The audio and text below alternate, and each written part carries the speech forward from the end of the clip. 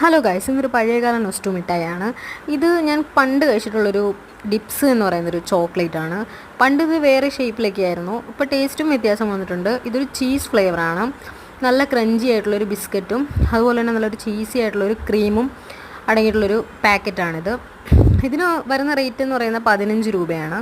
എനിക്ക് നന്നായിട്ട് ഇഷ്ടപ്പെട്ടു. കുഞ്ഞിനും ഞാൻ കൊടുത്തിരുന്നു. ഇപ്പോൾ അവൾ കഴിച്ചുകൊണ്ടിരിക്കുന്ന ബിസ്ക്കറ്റാണ്. നിങ്ങളുടെ കുട്ടി ഇങ്ങനെയാണോ എന്ന് പറയണം. ക്രീം കഴിച്ചതിന് ശേഷം ബിസ്ക്കറ്റ് കറക്റ്റ് പാക്കറ്റിലിരിക്കുന്ന എങ്ങനെയാണോ അതുപോലെ അടുക്കി ഇങ്ങനെ ഒരു സ്ഥലത്ത് ഇങ്ങനെ വെക്കും. അത് ശീലമാണ്.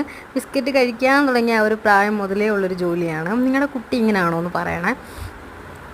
പിന്നെ ആ ബിസ്ക്കറ്റ് ഞാൻ അവൾക്ക് കൊടുത്തു. ആ ചീസിൻ്റെ അവൾക്ക് അത്ര ഇഷ്ടപ്പെട്ടില്ല. ഇത് ഡിപ്സിൻ്റെ തന്നെ ക്രീമി ആൻഡ് ക്രഞ്ചി ചോക്ലേറ്റ് ആണ്.